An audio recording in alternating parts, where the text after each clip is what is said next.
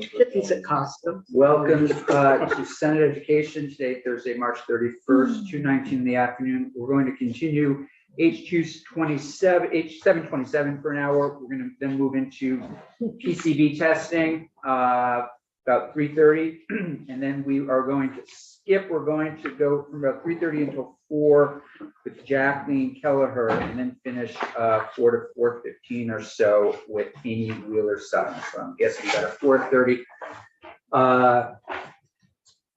break time or adjournment. So with that, Ms. St. James, you left us, I believe, on page 56. This is H727, an act relating to the exploration information and the organization of union school districts. Yes, thank you. That's St. Bam. I'm gonna recognize you on the floor tomorrow. Would you for do that for actually, me, yeah. please? Okay. So I agree, we left on page 56, line 9, which is section 721, joining an existing union school district. Is everyone there? Okay. So so what we've talked about thus far are independent school districts getting together and deciding to create a brand new school district. And then the work they need to do in the transition period to be up and running by their operational date.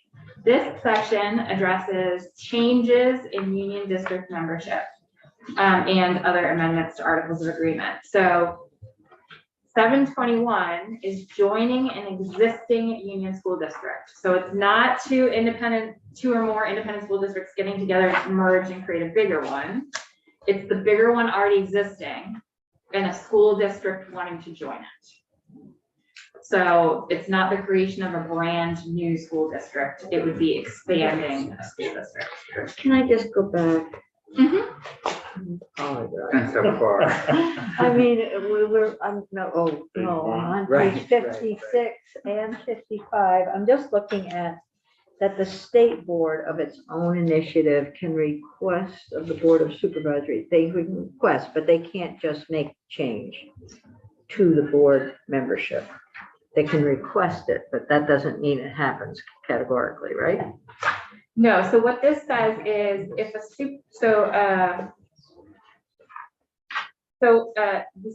so this is about so let's just read it. If the supervisory union includes at least one district that is a unified union school district, and the state board on its own initiative or at the request of the board of a supervisory union or the board of one or more districts in the supervisory union may at any time. So the state board is the one making the adjustment to the supervisory union board representation. Well, they can request it. Oh, I see what you're saying.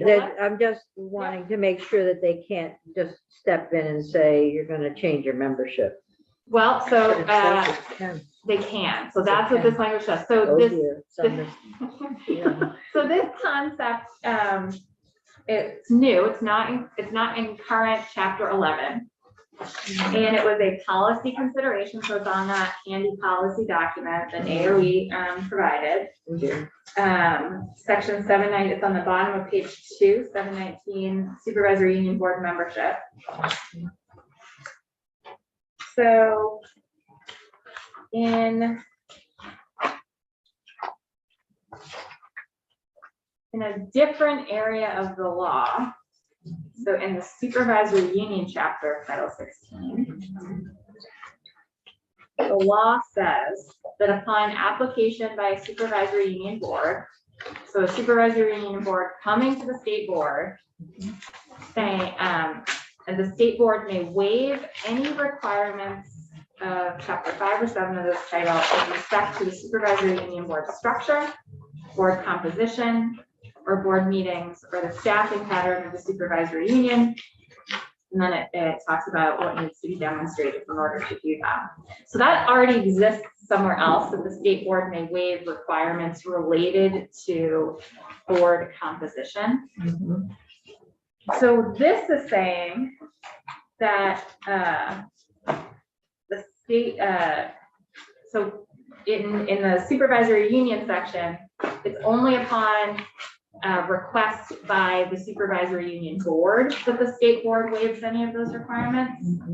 This is saying that the Unified Union School District, or the board of the supervisory union could request that waiver, or the state board on its own initiative. Yeah, I'm just trying to Page figure out what the 55. value of that is.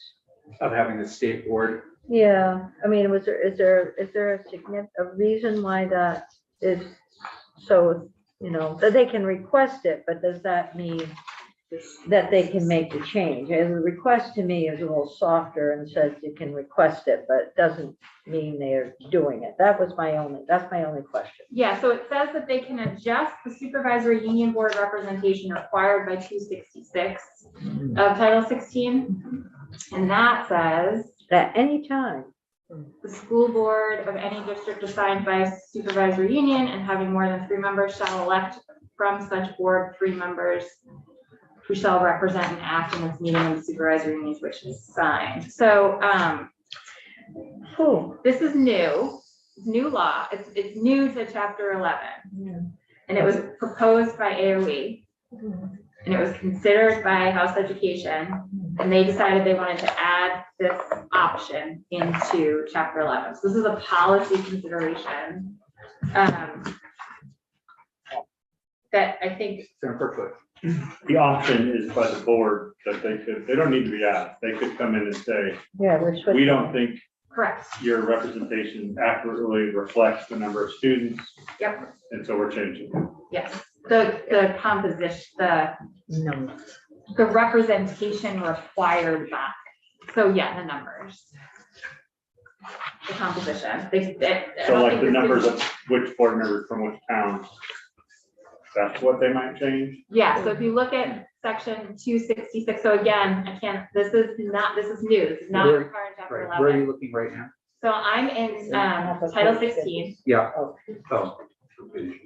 I'm not on the draft. The draft is page The 56. draft You're is looking page at- 56 You're looking at the statute section. that it's referring to, yeah.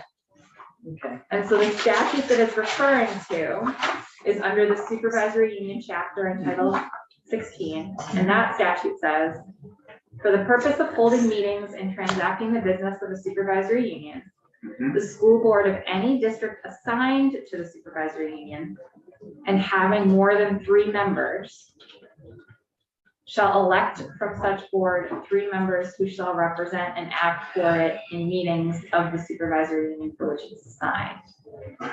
Can you do the English translation, please? There's one more sentence, but we won't go there. But so it's creating, the school board that's a member of the supervisory union has more than 3 members on that school board, then that school board the school board that has more than 3 members elects from the board with the 3 members, people who are going to represent it on the supervisory union board. Right, you get that. And so this is saying that representation required by section 266, so that we've got, this is really addressing school boards having more than 3 members. Yeah. This added language is giving the state board, it could either adjust the representation required by the 3 board section, the 3 board member section, at the request of the board, or it could do it on its own. The state board could do it on its own initiative. Please, go ahead. So this whole fairly inaccurately, so they could say, okay, there was 2 boards that each had 4 members, so they have to do the 266, so they elect somebody. But for some reason, the way this union district was formed, right, we're talking about union districts. Yep. So the Yes. supervisory district was formed, that it's the different representation on that board is no longer fair and accurate for Correct. some reason. So the board could step in and say, okay, even though you elected a member, you need to elect 2 members. Yes. something like that. So I believe so this is language that was proposed by AOE and was adopted by House Education. I believe the intent behind it was, there's already a provision in the supervisory union chapter that says the supervisory union can waive requirements, including board composition. So it would be that 3 board member statute, but only at the request of the boards themselves. This language in chapter, chunk 1 of H 727 gives the state board the authority to do it to respond on its own, without waiting for the request from the Did board. the state board weigh in on this? I don't know if You know, they were, okay. Sarah, first up. It'd be good, maybe we just flag it and if Yeah. AOE proposed it, like, what's the, it would be good to get an example of, maybe, you know, what exactly were the problem they're trying to fix? Yeah, Exactly. okay. Anything else before we move on? We'll have AOE in. No. No, okay. No, thank you for that, Sarah.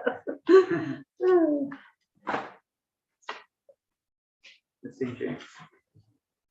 Donna has already emailed me to tell you that she can give you examples. Okay, Okay, that's good. Okay, so we're looking at joining an existing union school district. We're on page 56. And I will be, I'll be kind of quick. So I'm gonna go page 56, 57 through 58. Yeah, through 58 essentially. So if the action is initiated by a district outside the union school district, so town A with its own school board or is its own school district and it's interested in joining union school district.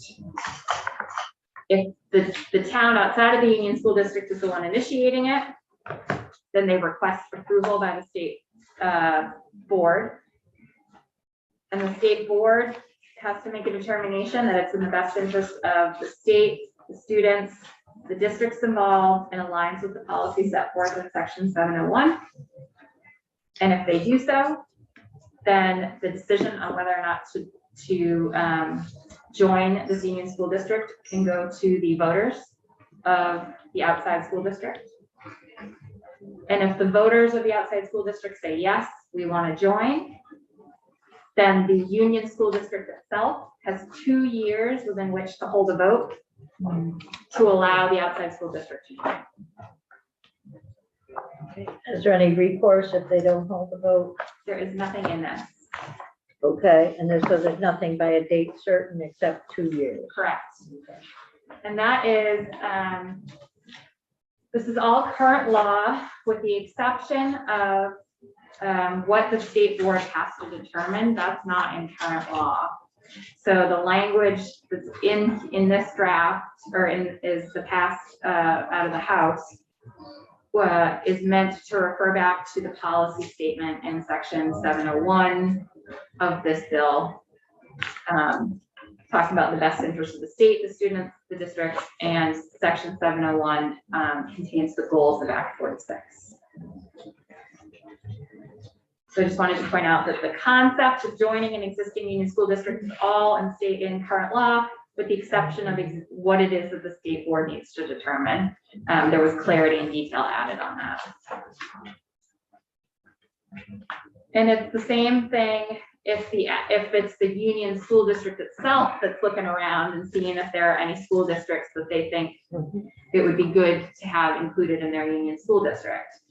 The union school district's gonna figure out if they wanna approach the state board. If they do, they approach the state board has to make that finding. If the state board does make that finding, it can go to the voters of the union school district on whether or not to allow this outside town to join.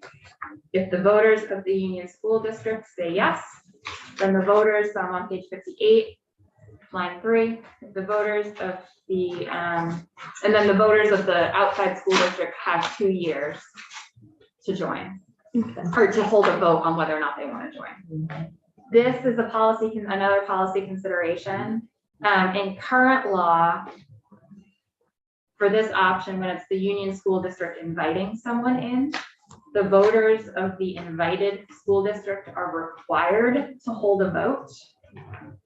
There was a policy decision made, and that is what's reflected in front of you, to mirror the language for the opposite direction, where it's the outside school district that's approaching the union school district. There's no requirement for a vote to be held there. It's just the 2 years. So it's the same language here. If the voters of the school district approve the offer to join the union school district within 2 years after the union district votes to invite them, then the union school district will be enlarged. Any questions on that? Okay. But they don't have to hold a vote. There's nothing in here They can just- compelling them, correct? And it gives them 2 years to do that. Okay. And then page 58, subsection C, line 7 is the certification of the election.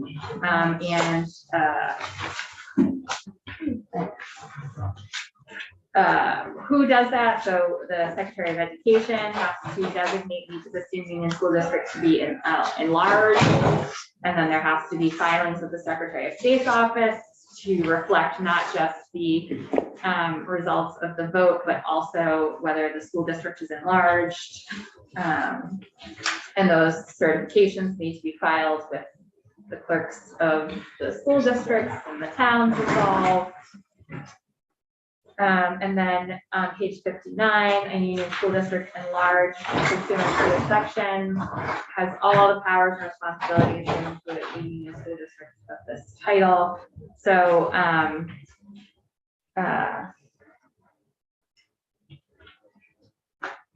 basically the powers and responsibilities section, the real important part is unless they agree otherwise, if the operational date is delayed pursuant to an agreement, then the joining school district shall share in the expenses of the union school district beginning on the date the Secretary of State records the certification of the Secretary of Education. So at what point do they start having to be a contributing member of the union school district? And the votes of the electorate under the section shall occur by Australian ballot. That's not currently required in state law, but it was added because both the creation of a totally new union school district and the ratification of a vote to withdraw from or dissolve a union school district needs to be by Australian. There's a requirement for Australian ballot, so that was added to the section. Amendments to Articles of Agreement, I'm on page 59. This is all current law. Again, rewritten for clarity and detail. So I think this, at least for me, this is a little dense. I know, and if I'm saying that at this point. So so the union school district voters can only, so the union school district voters and the board can only amend the Articles of Agreement in certain situations. And that this section 722, starting on page 59, line 13, just spells out the specific situations in which the voters can amend the Articles of Agreement or the board itself can amend the Articles of Agreement. So the voters can amend a specific condition or agreement in the district's Articles of Agreement if the condition or agreement was set forth as a distinct subsection in the warning, the original warning to take the vote on whether or not to form the union school district. So that like original warning with their original Articles of Agreement. If something was set out as a specific condition or agreement in that, then the voters can amend it. So the warning would have all the Articles of Agreement listed? If the specific article, no, I don't think it would have all of the Articles of Agreement, but if that piece of the Article of Agreement was specifically in the warning, then the voters can amend that. And then remember one of the issues with Act 46, this came up, is that the Articles of Agreement were kind of given to them, but maybe in a new district, they're creating the Articles of Agreement, or are they just taking Articles of Agreement that are already written by AOE or something? So I think AOE would be better to speak to whether there are like model articles of agreement out there, but I'm wondering if what you are referring to is addressed on page 61, and that is those districts that were created by state board order. The voters weren't voting on articles of agreement there. The state board created those Right. districts. And so there's the provision to address that on page 61, subsection E, districts created by state board order. This is obviously new law. It's not in current chapter 11. And it's meant to address articles, who can amend articles of agreement that were created by the state board because they were not voter approved. And the language elsewhere talks about voter approved articles of agreement. Does that tie into this lovely map that's been in this room and I just don't know Providence? What do the green lines represent? Those are the force, those are what the state proposed? No. Those are supervised, I believe those are supervised. I think those are union district borders. Green lines. Yeah, those are all the, No, those are supervisory union. The green lines are supervisory union. Supervisory unions. It drives me nuts that the key doesn't have that. What are these dotted ones? I think those ones were Pretty. in play. Final order. Yeah, I can't remember what the dotted ones were. Were those the final orders? The This Yeah, was, this was written as it says there, after the Supreme Court decisions holding, the people filed lawsuit after the board's order, and the Supreme Court said, no, this is gonna hold. So here are the districts. But there's been changes since that map has been published. And I think maybe those dotted towns were like in the process of withdrawing or challenging, or they hadn't had a vote yet or something. But I'm glad you're looking at it. We spent a lot of time looking. I don't understand it. But you can find your school district. That's the test. You found it? Okay, good. You got it. Do you want me to go into any more do you want to, does that answer your question about the articles of agreement that were not voted on? On page 60, there's a part that's highlighted that, remember you were saying that these are policy questions? Yes. So, subsection C, line 10, page 60, reduction of grades operated. So it's current law that voters cannot vote whether to reduce the grades that the union school district operates and then to begin paying tuition instead, unless the state board agrees to it. But what's new is the finding that the state board has to make in order to approve that change. So, thank you. That makes sense. So back to page 61. Mhm.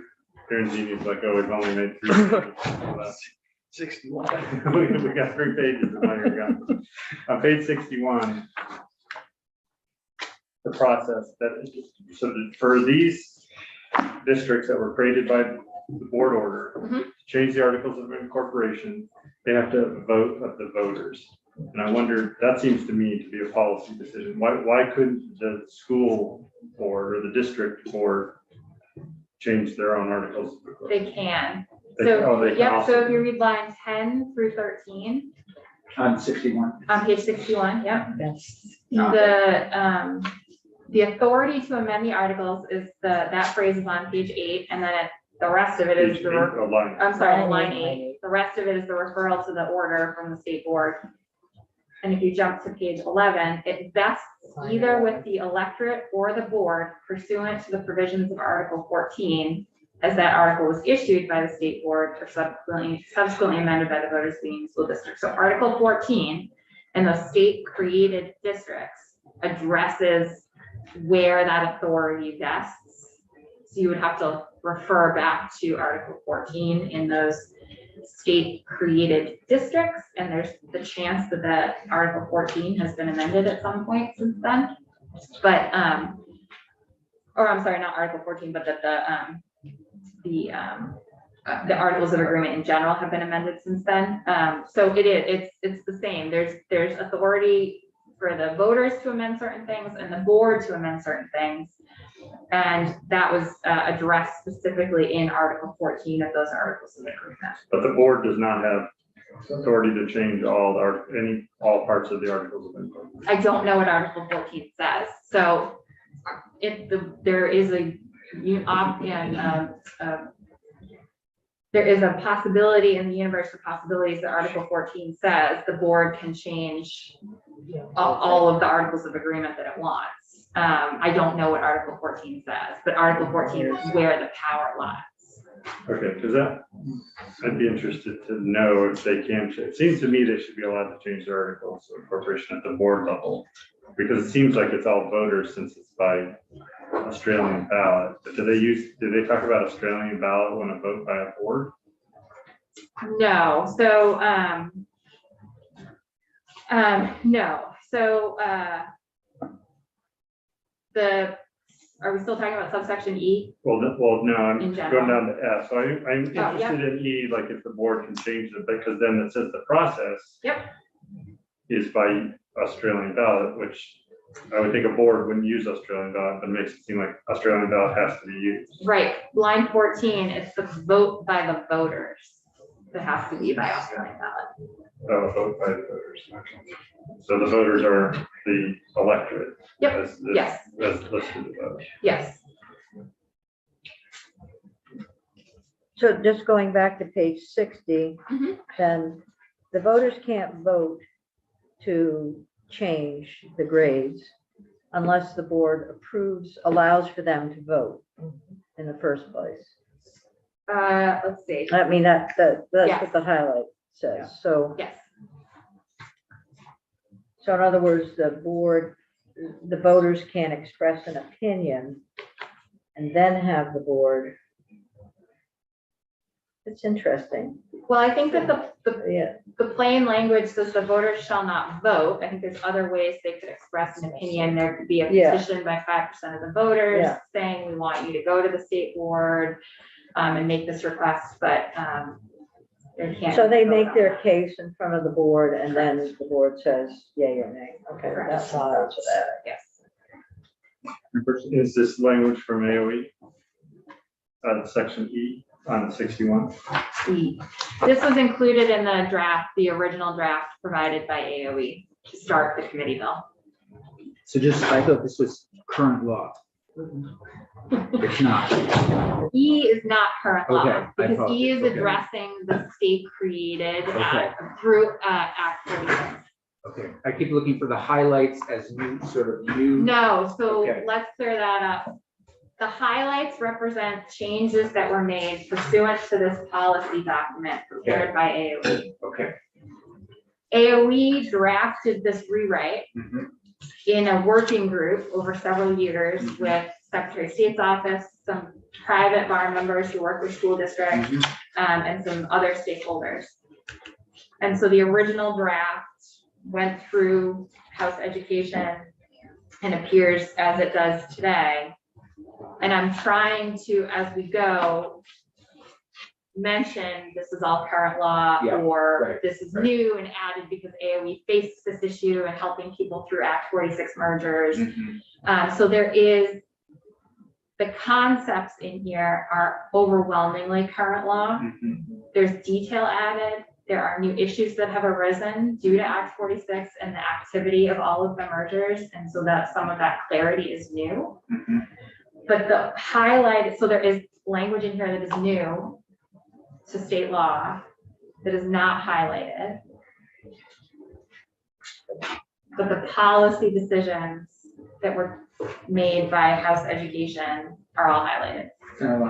I'm just wanting to know, the paragraph reads okay, I think, but should we understand what's in Article 14 or have reference to what's in Article 14 here? Because if we're supposed to be reading this as a school district, we don't know what Article 14 is. Is Donna emailed what Article 14 is, just thinking that she might. So my guess is that the school districts who were now school districts due to state board action Yes. are intimately familiar with what Sure, Article sure. 14 is. We'd like to be as well. Yep. I mean, is there a way to encapsulate Article 14, which includes bing, bing, bing? Absolutely. Yeah, okay. 20 page later. Right.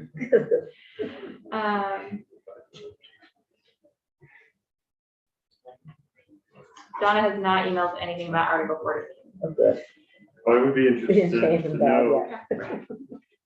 I would be interested to know if it seems to me it's a policy issue, but maybe I'm just confusing it with something else.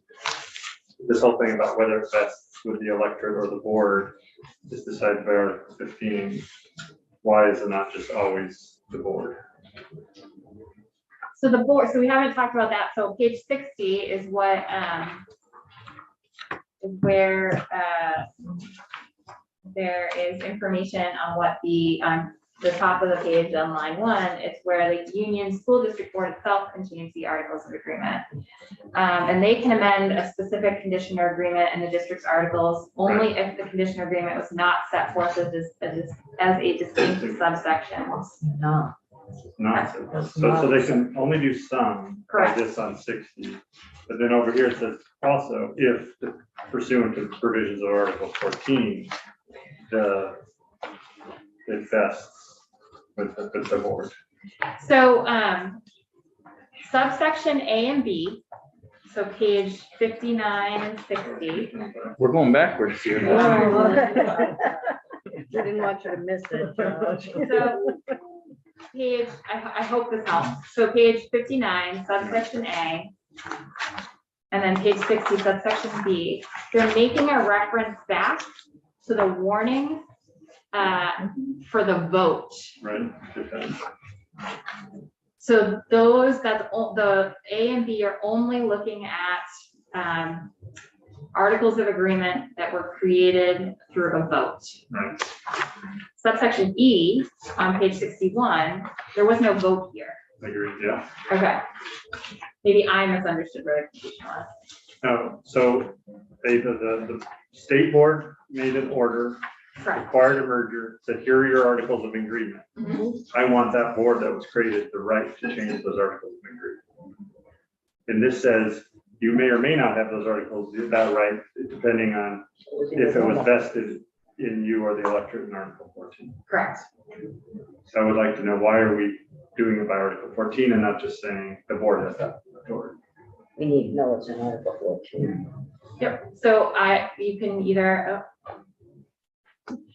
Donna would like to testify regarding. Would you bring Donna on?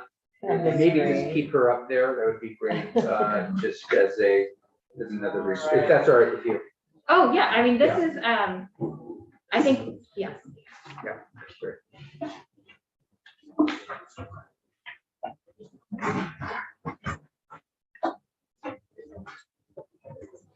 Were you gonna do a Jeopardy rough draft? I was thinking, Doing a what? We're going to, don't you worry. We're gonna zip right through. we're gonna actually, you'll laugh when I say this, but we're gonna fly by page, after page 64. Okay. In fact, we may even finish. By 3:30? Great. Cool. You mentioned the word Jeopardy rounds. So That's coming after all the chunks, though. Are we waiting for Donna or? We are. Let's just wait on this Article 14 because first I keep bringing it up. Has agriculture been eating our chocolates, by the They way? have, I think. I killed for another one of these chocolates. What do you? I know what happened to all of Say no those. more, my friend. Really? Oh, really? Ask you Wow. shall I receive. get from transportation. Well, that basket is kind of yeah, that happens in There must be an transportation. empty file. We need a safe. Yeah. I was thinking about getting actually a little fridge for the end of the session. I love seltzers. I love the seltzers. They're better cold. They're better cold. There we are. Uh,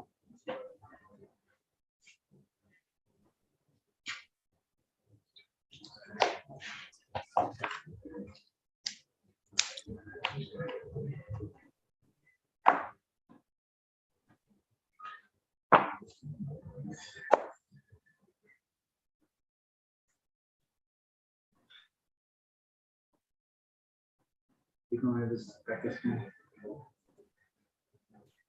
Whatever. No, again, fundraiser.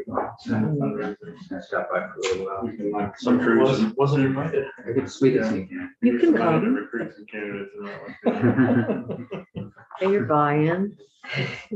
Yeah, we could sponsor a table, $20,000. Is that what it is? You're How much? kidding. I think I saw that as one of the levels. Yeah, that, Donna, are you there? I am. Hello. When I sent that message to Beth, I did not. Can you hear me? Yes. Yeah. She didn't mean right now. Can you hear us? I can hear you just barely, but can you hear me? Yes. Okay.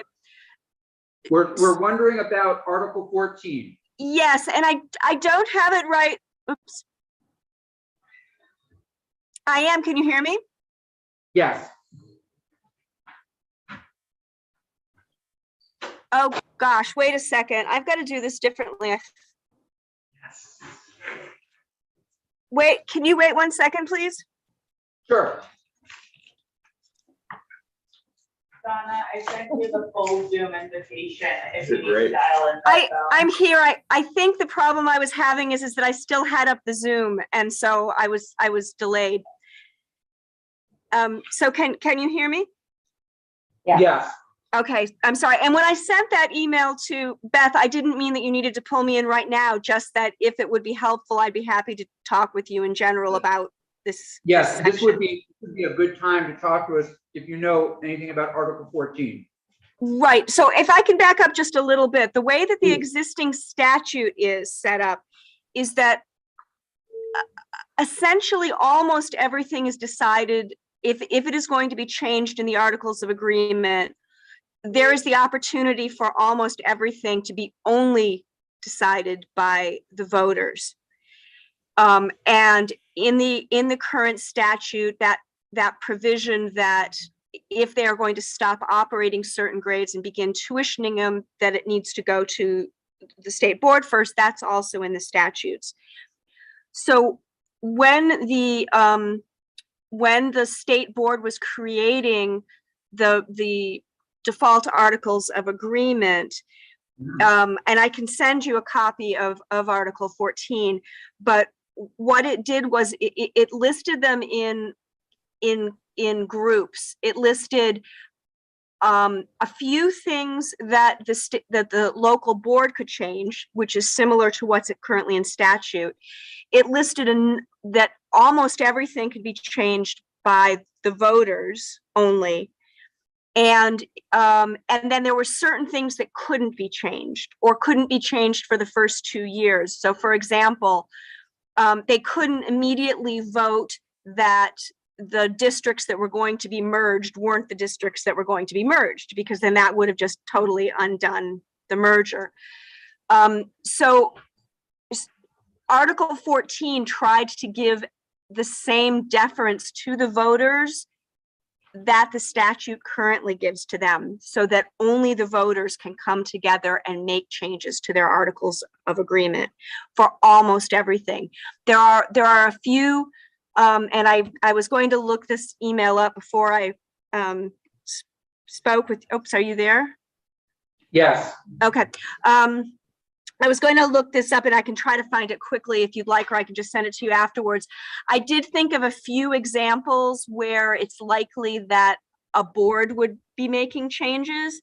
One example I can think of just really quickly is that in those places that are that elect their representatives by proportional to town model, when the new census comes out and the board is directed to change the number of voters potentially, if the census changes the relative proportion among the towns, that would not be something that would be appropriate to go before the voters, because that isn't something that is a yes or a no. That's a calculation that needs to be changed to comply with whatever the new census is.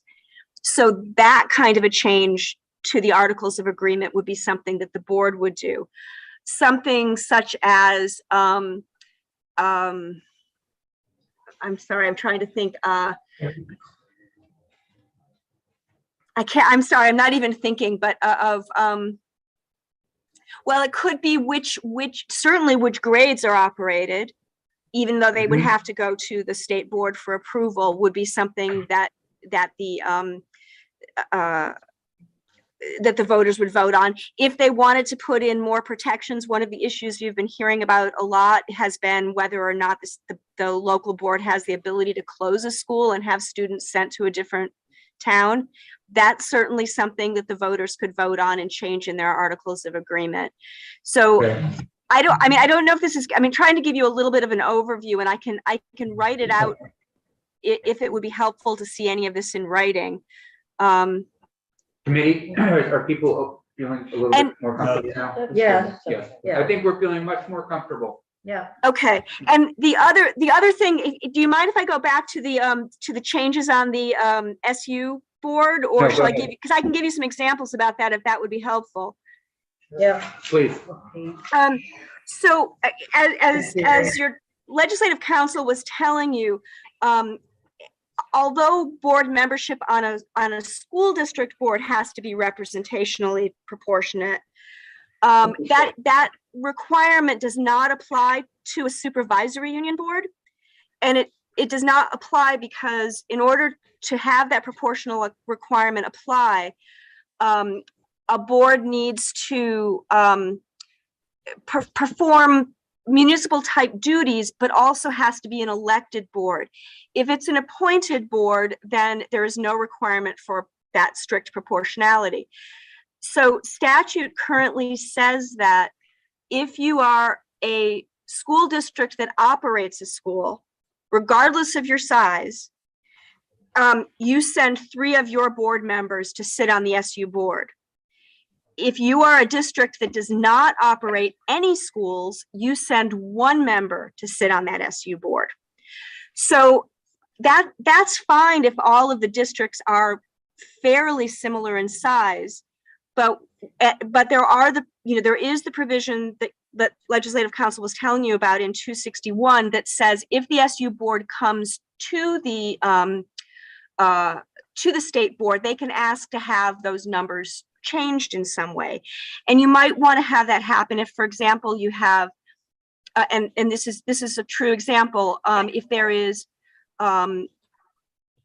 one very large unified union school district that has 5 or 6 towns in it and has quite a large number of students and and population, they would have 3 members on the board.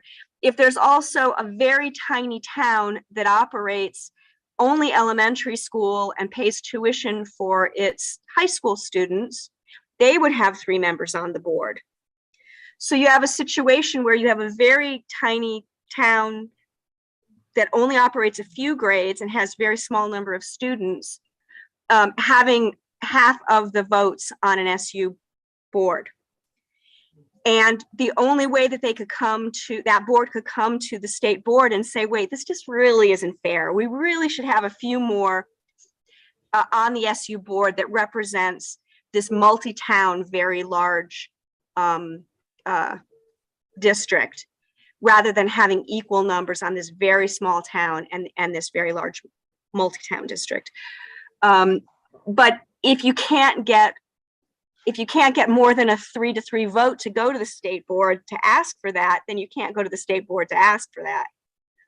So this was something I think that might have been suggested by the School Boards Association, even though it was on the proposal that we had sent in about different policy considerations to consider, was what about having some other way that it could come to the board? Either the board could look at it itself, the state board could look at it itself and ask everybody to come before it and say, this just doesn't seem fair. What do you guys think? Do you think that maybe this very large unified union school district should have a few more members on this SU board? Or are you all happy with it? Or one of the districts could come to the state board and raise it as well. And that was the situation that had arisen. Helpful, very helpful. Anything else while we have Ms. Russo-Savage? Donna, do you mind just sort of hanging out there, or would you? prefer I'm not happy to. I'm listening anyway. Okay, great. Okay, thank you. Okay. Anything else right now? Ms. St. James, should we return to page 61? So, subsection F, line 14, this is the process of a vote by the voters. And so it gives, it refers to sections that we're about to look at coming up for warnings and ballots and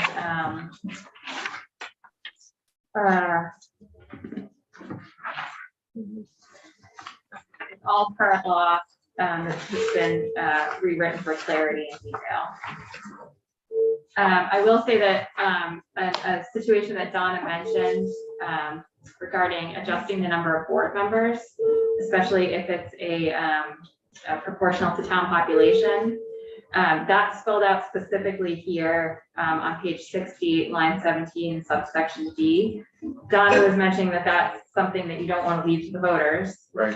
So it's spelled out specifically here that this is something that the board would be able to amend in the Articles of Agreement.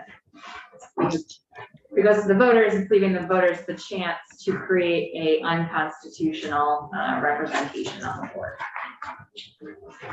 And then G on page 62, subsection G, line 3 is new. It's not legally necessary, but it is added almost as an admonishment to remind everyone that they can't amend their Articles of Agreement in a manner that is otherwise contrary to law.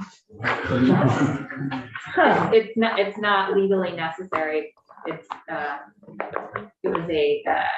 It's something added in the draft by AOE and remains in the bill as passed by the House. Must be an interesting story.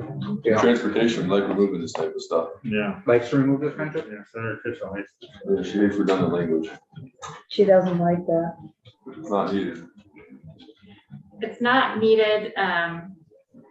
It's a policy decision. It's not needed. It goes without saying, if you will, that They can't break the law. they can't break the law. Is it in response to a specific event that might have appeared to be breaking the law somewhere in the southern part of the state? That would be a question for AOE. In South Burlington? Yeah. Could be so. That would be a question for AOE. Yeah, listen, Yeah, I'm fine with okay. striking it, you know, but if you wouldn't mind just checking in with AOE and others on that a little bit, or they can even come in. When they come in, I have a list of questions that we're going to ask them, but I think looks like the committee is supportive of getting rid of unneeded language. Page 62, subsection or section 723. Decision to vote by Australian ballot.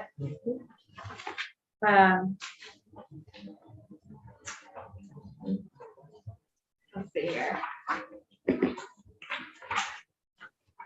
This addresses if the Articles of Agreement don't already say that you can vote by Australian ballot, then the voters in the school district may vote to do so at any meeting. So warned, any category of votes to be taken by Australian ballot shall proceed in the manner in all towns within or member districts of a union school district. Let's see, all this is mostly all current law. Talks about commingling on page 63 and what happens if the votes are not commingled, who's doing that counting and who's doing that reporting, and if the votes are commingled, where are those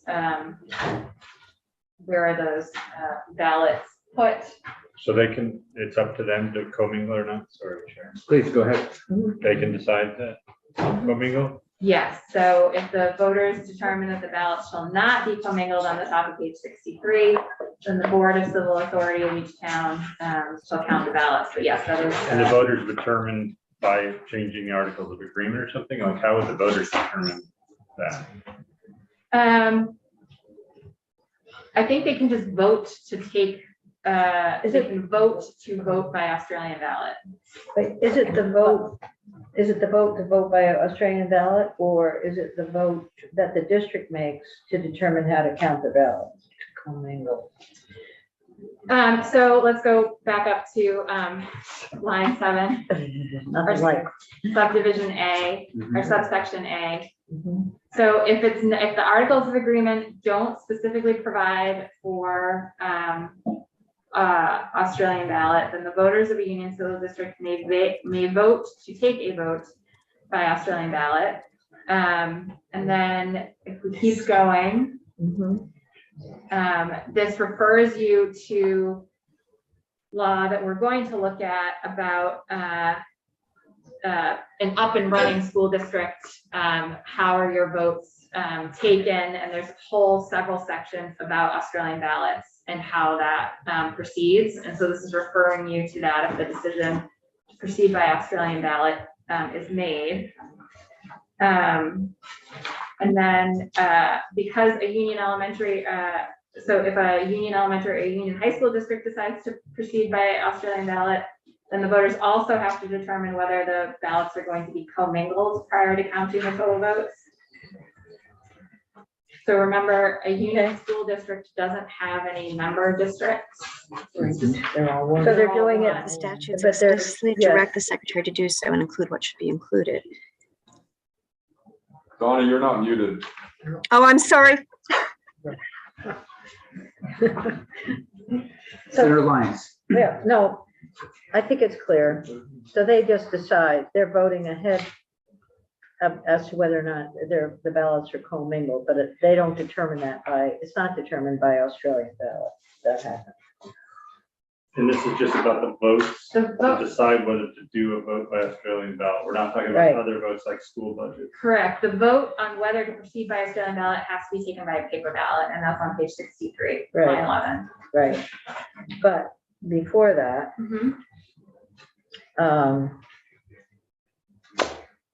if voting in a Union Elementary proceeds Where are you? by, then the voters Are you shall on 62? also determine whether the ballot shall be commingled. Senator Lyons, can you just let us know? where I'm you're- on D on line 17.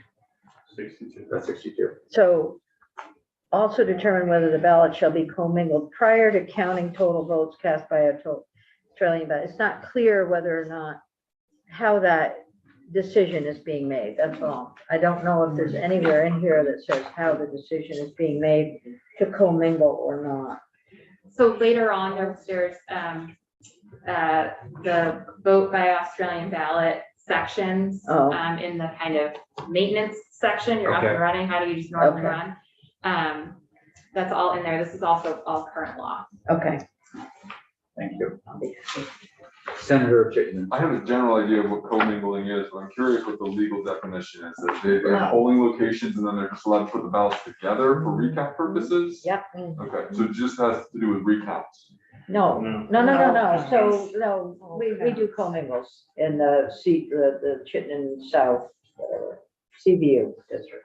Okay, So everybody goes into their own town and puts their ballots in, and then the ballots are taken out to CBU and they're commingled. They're all together. So you don't which know, town you voted. don't count it by town, you count it by total district. but they run through machines day of, just the ballots at the end are then commingled and stored together. They're not run through a machine. They're put in a box. The box is carried out to the school. The ballots are then just counted without counting by school. So they can go in any order. But they do go through a machine. Yeah, they do go through the Yeah, machine. just for But when clarification, you yeah, take it, yeah. when we take it out to CVU, Right. then it's done by machine. Well, there's also, at least in our district, it goes by machine, just to count how many people have voted, and then it goes into. That tallies the results And it- too. Not well, that's. Ours doesn't, But it's yeah. not counted when the vote is taken. The votes are put into a box. They're not put into a machine Yeah, when you okay. vote in your town. So, I don't know, Ms. St. James, if you want to add anything to this, we could always return to it. Sure, as we go on, there are specific provisions that address commingling and actually include, I think, some helpful language, even for visual purposes, about allowing, there's a policy decision that's made later on about allowing 24 hours for a vote, for when ballots are commingled, for the vote to be counted, because I believe that there was a lot of feedback that there was a lot of late night driving trying to get the ballots to a central location to be counted. So I only raised this because of how in-depth we are going. And from what I understand of this topic, I almost feel like we shouldn't permit commingling, in that we should keep the ballots with the machines that are run through in all these different towns, because I expect these towns, there's friction with the mergers to raise questions and challenges, and you will retain more legitimacy if you keep the ballots that went through each of the machines separate and distinct from the other ones for recount purposes. That's just, but I'm not going to die on my sword in this. I just, as I understand this issue, I'm thinking commingling is a questionable tactic to take. I just want to bring, Donna. Do you have anything to add to this? I could add the policy thoughts behind why the agency and others believe that they should be commingled before counting. All right, why don't we start with that? Well, it is a single district. It is not a unified union school district is a single district. It is, even if it has multiple towns in it. Any decision is made by by adding together all of those votes and seeing what the totals are of yays and nays. There isn't a breakdown of town A said yes or no, and that makes a difference to the outcome. It is the entire count that matters. And we believe that it helps disparate towns to realize that they are a single unit and they have a single set of students for whom they're responsible, if they start to think about themselves as a single unit rather than say, oh my gosh, that town always votes the budget down, and has reason to not be happy with what one town or another town is doing. Either they always vote an increase or they always vote it down, or other kinds of votes. So it helps that cohesive feeling of we are a single entity. And one of the examples I gave is that we lived for many years in Montpelier, and there are different, I'm not sure if they're called wards or what they're called, but you get in line for what your own area of town is. But then they count all of our ballots together. They didn't count our, depending upon what side of town we lived on, they didn't announce, the side of town that's over by the high school voted no on the budget. The side of town that's on the other side of town voted yes, because we're a single district. And it's the same concept. It's just harder to get your head around because there are multiple towns in it. All right, Senator Chin and then Senator Terenzini.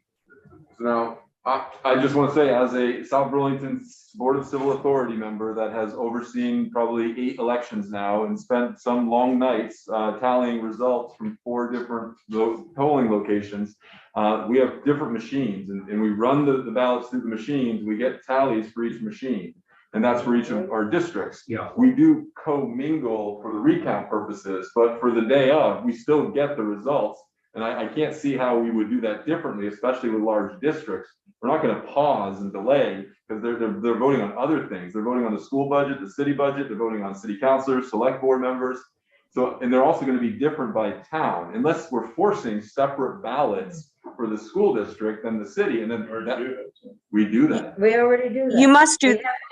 We have separate ballots. Oh, we don't do that in Southborough. Okay, So, that's- you know, All you're. right, Senator Lyons, 1 second. Senator Terenzini was. Okay, well, in the same sort of vein from Yeah. Senator Chittenden. So a unified, let's say, pick a town, Shelburne, for example, right? They're in one of these. I'm gonna go in and vote, and the school questions are not gonna be on the same ballot as the town meeting day, select board and all that. So it's 2 different ballots. Yeah. So I'm gonna run through my tabulator, my municipal questions. Yeah. But then someone takes my school ballot and puts in a separate box. Later that day, it's transported to a central location Mhm. where mine is mixed with the 3 or 4 other towns. Mhm. Okay, that makes sense now. But earlier, the debate didn't make sense because where I come from, and obviously where he comes from, school and municipal are on the same ballot and you put it in the same tabulator. Well, that's why, I mean, you could still do that. I think this is may commingle. Right? So you can still do that. That makes sense what I was saying. Yeah, it does. I didn't know Senator Chittenden, you want to go ahead? Yes, I'll just say, I really don't think this deserves a ton more debate, but I will just say, as I understand how fervent people are on this topic, I see merit to the counterpoint that Donna raised in keeping them separate. So that you have those communities and their voice heard, so that they can know that their district voted this way or not. And I think that lends even more legitimacy to these discussions, so that they can get a better sense of how different communities within these districts feel about the budgets, about their school board directors. That's just me. It's good It's and bad. interesting. It's a rock and a hard Yeah. But the districts can decide. Yeah. Whether or not. Fair enough. But current law, they can decide as well. This is current, correct? Or is this the request from the agency? This is current law. This is current law, okay. So that's why you have some doing it and some not. Still think you're gonna be done at 3:30? Nope. All right, 10 more minutes. Let's see how far we get. The good news is we finished with the first piece of this. Yeah. We finished with the organization and formation piece. Mm-hmm, You'll see in the middle there's highlighted withdrawal mm-hmm, section. So that's the second chunk when we get to it. okay. It's not in here. Mhm. So now we're moving on to, we're on page 63. Subchapter 3, Unified Union School Districts. So subchapter 3 is all about, you've got a union school district that's formed, you've moved beyond its operational date. How does it run? What's the governance structure and guidance? There's subchapter 4, which is the exact same concepts, but for Union Elementary and Union High School districts. So if we go through subchapter 3, Okay. we're on page 63. Okay. So once we get through subchapter 3, there's really nothing, there's a little couple statutes at the very end, but there's really nothing new in subchapter 4. It's Okay. just because a unified union school district has no member districts, but a union elementary and a union high school district do have the member districts. Some of the references to like a town within a unified union school district versus a member district, there's some language difference, but the concepts are all the same. So starting with page 64, board terms. This is all board members, board term, conduct of meetings, quorum, voting, powers and duties. This is all current law, and it is all stuff we've been over in the formation section. So the subchapter 2 talked about initial board members. Now we're talking about regular board members. They're elected at a warned meeting. Okay. They assume their office, they're sworn in, they serve the term that a term of 3 years or until a member's successor is elected, Mhm. all current law. There's the quorum requirement. Majority of the members shall constitute a quorum.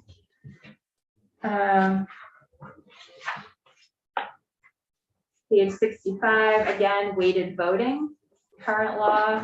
If weighting voted is used to achieve constitutionality, constitutionally required proportionality. The number of members of the school board holding a majority of the total number of weighted votes shall constitute a quorum. And a majority of the weighted votes cast shall be necessary and sufficient for board action. Following each annual meeting, they School District Board elects someone from its board to be the board chair and board clerk. They have the same powers as a board chair and a board clerk of a town school district. The board clerk takes minutes. This is this minutes section is a little bit of additional language. The concept is based on current law in that the clerk is required to keep a record of the proceedings. The details of this minutes section is new language, but I would argue the current concept. And on page 66, the board clerk may be paid upon order of the board. Again, that's current law. And then again, remember, we're in a unified union school district here, district board members, nomination, election, and bond. This is all the same that we went over. You're gonna have, so it's by Australian ballot. If it's proportional to town population, this section talks about who qualifies as a candidate.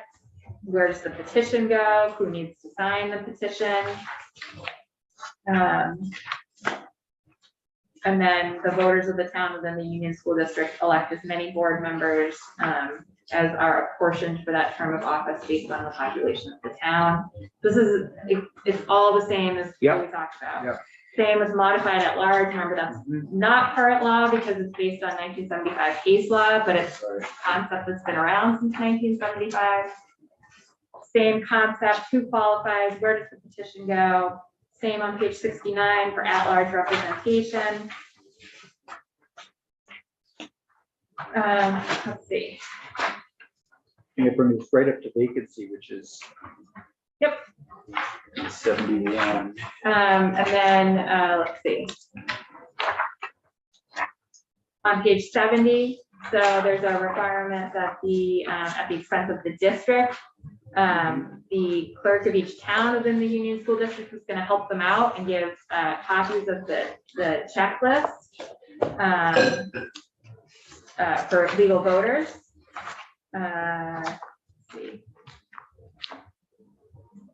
Again, all the same. So that's all for Australian ballot.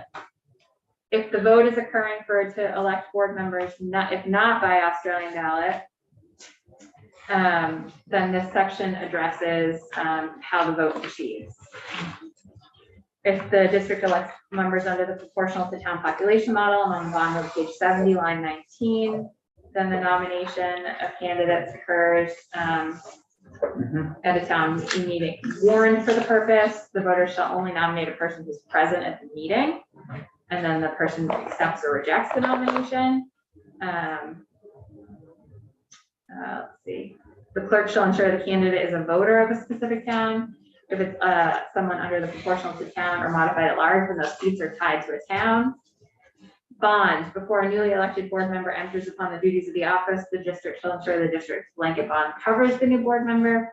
And within 10 days after the election of a board member, the district clerk shall transmit the name of the newly elected members to the Secretary of State. All current law. All right, let's pause there.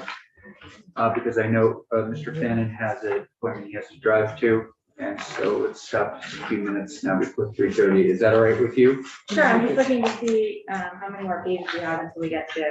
Can I ask a question? Yeah, go ahead. Oh, no, not to finish. but No, I just- know. Center line to the question.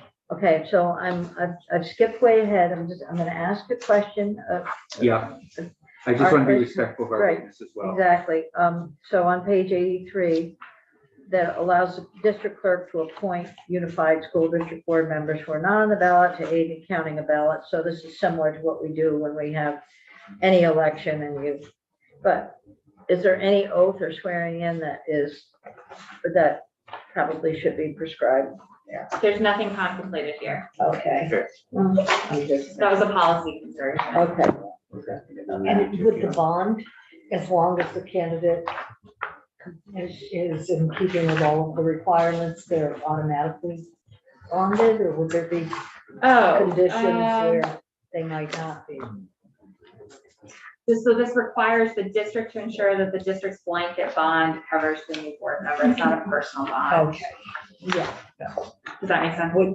yeah, I just wondered if there were The pager with reasons that they We're would, stopping on right now. There, 71. Thank you. you know, as long as the person was. Mr. Bannon, compliance If you don't with mind all joining us, we're gonna do a requirements. switch. Yeah, I think, Okay. there's nothing contemplated in this, and I don't think there's that, the level of detail I in the current suspect you're law. gonna be able to be pretty brief with I will us. be. Yeah, no, that's what I thought. Thank you, Ms. St. James. Yes.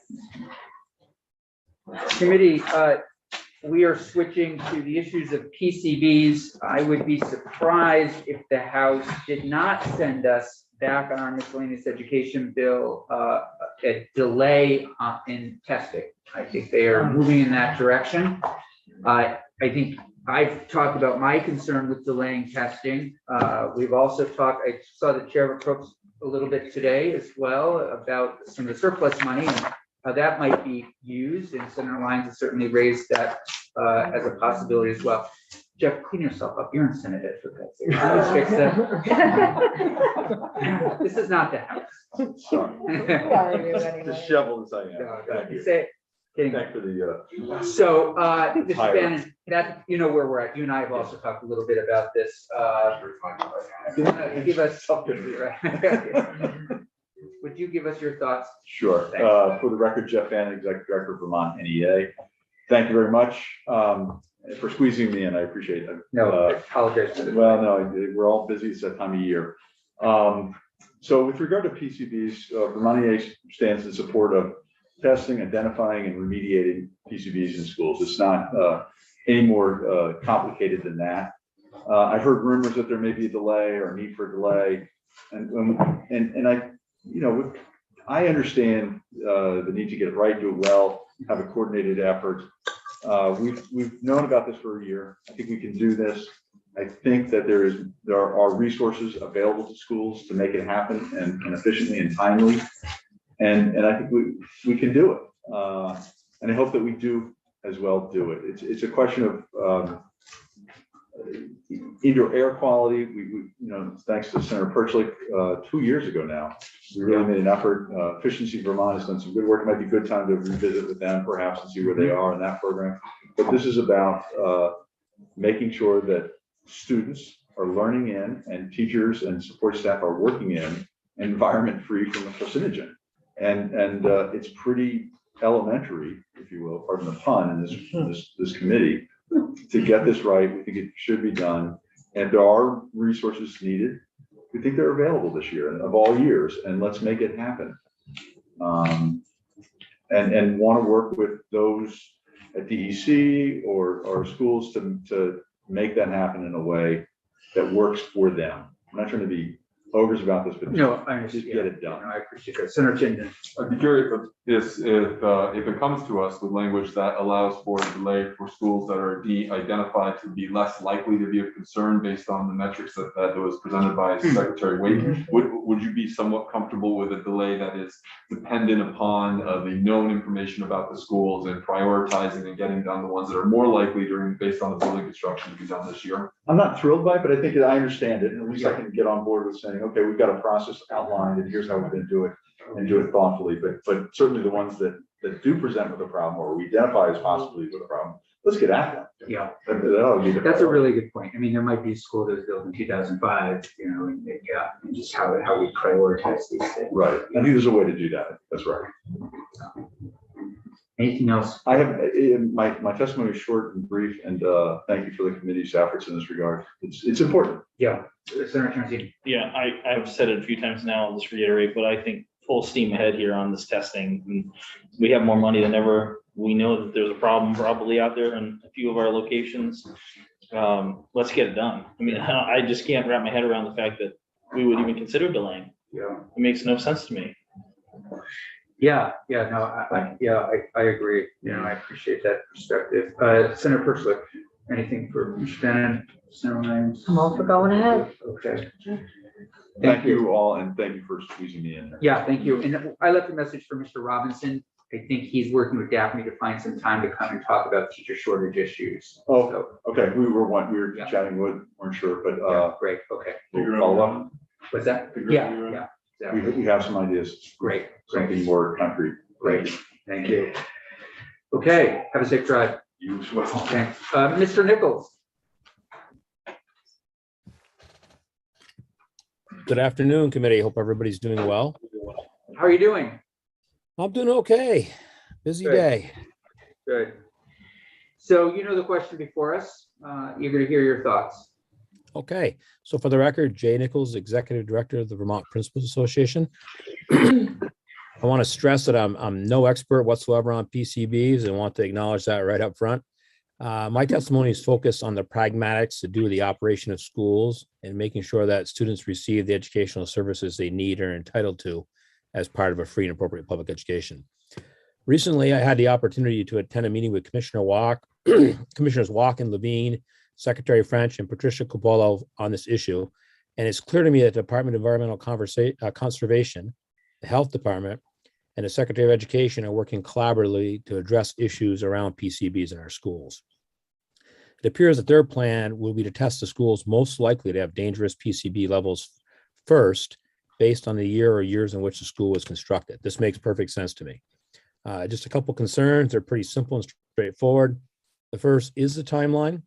I think that it's unlikely that all the necessary testing and questioning can be done in the 2-year window, just from what I heard at that meeting. We support the proposal to move that to 4 years if necessary, if it can't be done in 2. Given the difficulty of the work, the fact that they don't have a PCB project manager yet, and it's almost April 1st, they haven't been able to hire. So right now they've got one person who is actually serving as a project manager and a coordinator. And there's a lot of logistical work that's involved. So extending the testing timeline deadline might make sense.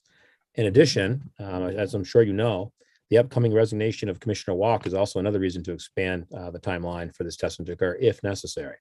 Again, if we can get it done earlier, that's great. I'm also concerned about the potential costs of the mitigation and who will bear the cost of that mitigation. As I said in my testimony in House Ed recently, if we're looking at thousands of dollars, school districts can figure that out. If we're looking at hundreds of thousands or millions, that's untenable at the local level. And this is- Jay, did you say litigation or mitigation? Mitigation. Mitigation, okay, Yeah, thank you. Mitigation, yes. Thanks, Senator Terenzini, for clarifying that. As this is a public health issue, one that Vermont seems to be the only state addressing at these contamination levels, I think it's important that any significant remediation costs have an adequate funding source. And I know there's been discussion of putting $5 million or so aside for helping with PCB mitigation. I have no idea what the right number is, and just pray that it is a low number and that the 5 million would suffice. And then finally, this is maybe my most important point. I'm worried about what to do with students in classrooms that might not be able to be used, or in some cases, perhaps significant parts of buildings. When Burlington had to shutter, they at least could eventually pivot to Macy's. Very few schools will have an option like that. In most towns, any buildings that are empty are probably in much worse shape than a local school. Some discussion has been around the idea that students could simply move from one classroom or classrooms to other rooms in the building if some classrooms are deemed below the allowed PCB level and others aren't. Unfortunately, this is a lot harder than it sounds. You can't just have the 4th graders join the 3rd graders, or the Spanish class share classroom with the geometry class. There's a lot of complexity here, and I really want us to do everything we can to avoid going fully remote for any school. I don't really have a solution to this issue, but it's all the more reason to move forward in a planful, pragmatic, and systematic approach. Go slow enough to get it right in a manner that does not necessarily hinder student learning in a time and place where students' social, emotional, and academic skill set has been challenged like never before, at least during my 30+ years in public education. And I'm willing to talk about some strategies. I was actually talking to Jeff Fannin earlier today, and one of the things, obviously, we want to focus on the buildings that are most likely to have high levels first. And I know you all agree with that. I heard some of your conversation about this. I'm also thinking we want to be thoughtful about how we approach it in terms of approaching working with districts. So for example, let's say we're testing U32. Perhaps if we're testing parts of U32, at the same time, we don't test other schools in that district. So that if parts of U32 have to close down, maybe there's other places in that district that could be used. Not ideal, but I want to do everything we can to avoid going remote. I just think the research is pretty clear that hasn't worked. We've already experimented with it, and I want to see us avoid that if we can. So, and I mentioned this to Commissioner Walk and to people on the call the other day. It really needs to be thoughtful. It's going to be a lot of work. but we want to make sure we do it in a way that doesn't set kids any further back than they already are. So we might have somebody, and I'll look to Senator Lyons to maybe help us with this, but somebody from the American Academy of Pediatrics. I understand exactly where you're coming from in terms of remoteness, but I've got to say, PCB exposure and just a quick glance of the impacts on a child, being regularly exposed seems to outweigh the issue of, the problems with being remote. I mean, just again, at a quick glance, I'm not an expert either, and we'll hear from hopefully the American Academy of Pediatrics. I understand where you're coming from. I really do. And I also understand that, middle and upper middle class families can maybe deal with this more easily. And that we would have to start to put together a plan so that, kids that don't have a laptop, et cetera, we could take some of the lessons learned during the pandemic and fill in the need where we need to, make sure that kids are being connected to schools. But I don't know. I just don't see, if I were an attorney and I look back in 10 years to this committee or House Education and people are deciding to put off whether or not we should just test and let parents and kids know about PCB exposure. I don't know. It seems to me like they'd be falling into a gold mine, honestly. Well, maybe. I think another thing to consider is maybe we ought to have a conversation with the EPA or somebody at the national level, since there's 50 states and there's only one that's doing this. And I'm not saying we shouldn't do it, Senator Campion. I want to be really clear. No, and I totally understand that. I'm not, again, as I said to Commissioner Walk, I know you're a great guy. I really trust and appreciate your judgment and perspective on things. And I know you're a dad and a granddad. So in principle, I know you care about kids. I just trying to live in this world of chemicals, and I'm trying to keep those that are most vulnerable to getting some kind of illness later in life away from them. Yeah, and I agree with that. Thank you. Yeah, Senator Crimson. I couldn't agree more with you, Senator Campion. I a few weeks ago had a conversation with someone in the House about this who said, you want to slow down on this, pump the brakes. You're going to find out a lot of stuff you don't want to know in these schools, and then we have a bigger problem. And I equated it to, without being crude, I equated it to, it's like the person that doesn't go for the colonoscopy because they're scared to find out they have colon cancer. There you go. It's like, we know that we're going to have some problems, so we got to get it fixed before you're exposed too long and it's too late. Yeah. So, to me, it's no question. Let's do it. Yeah. Senator Chinden. So Jay, to the chair's point, which I completely agree with, the why we test and don't test is imperative from both a legal liability perspective, but from an ethical perspective. And what you just proposed, I have concerns with that. We would only test one school in the district so that we could put kids in other schools. That just means those other schools could be just as dangerous, and to not test them only to logistically be able to phase this out, that is hard for me to stand behind. That's not what I'm saying. That's not what I'm saying, Senator Chinden. That's not what I'm saying at all. What I'm saying is we find the schools that we think are most needed to be tested first, because it's not like we're going to have 300 people coming in here that are going to be doing this work and we're going to be able to do all the schools at once. So when I'm using the example of U32 and Calais and that system, what I'm saying is you test the school that's in the most need first. You're not going to be testing 300 or 400 schools at the same time. So if you can pick around a little bit as you're doing each set of testing, so that you could move some kids around if there was the ability to do that. That's all I meant by that. Every school that needs to be tested, we have to test them. There's no question about that. I'm just saying in terms of the timing piece, so we can disrupt kids as little as possible. Senator Lyons.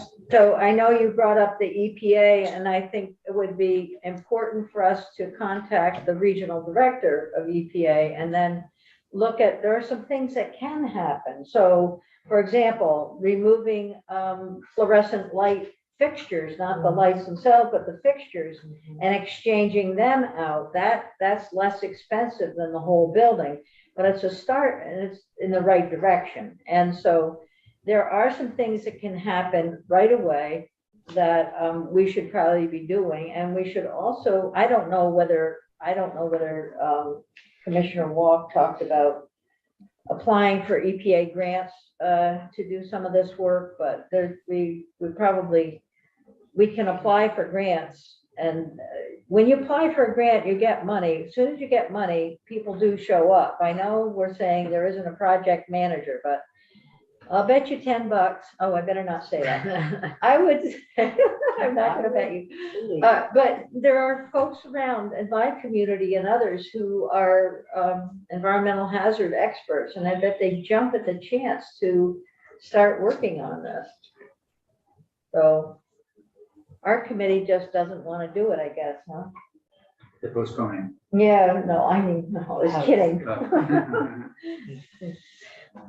Mr. Nichols, anything else from you at this point? We'll continue this conversation as I'm hoping the House, I'm kind of preparing us for what I think is likely going to happen here. And we've been on this train with them in the past around lead in the water. Senator Perswick was here for this, where they found they wanted a higher level of, they found a higher level of lead in the water to be acceptable.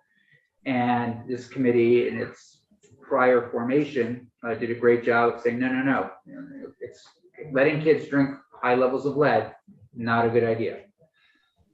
I'm not saying. I don't have any problem on the health concerns at all. I just want to make sure we can Sure. think about the whole child and do whatever we can to mitigate disruption. That's all. Yeah, no, I appreciate that very much. Yeah. I'm sorry to see that you're losing a principal in Hardwick. I'm losing them all over, Senator. Yeah. I'm losing them all over. I'm losing sleep over it. I'm not gonna lie to you. Yeah, no, it's a serious issue. Yeah, teachers, principals, yeah. Thank you, Mr. Nichols. Okay, thank you for all your work, everybody. I really appreciate each of you. Really good to see you. Bye-bye. Yeah. Okay. Yeah, let's just take 5 minutes. We'll come right back and we'll jump in. Are we doing Jacqueline next? Yeah. Yeah, we're gonna do Jacqueline, who's gonna help us understand how they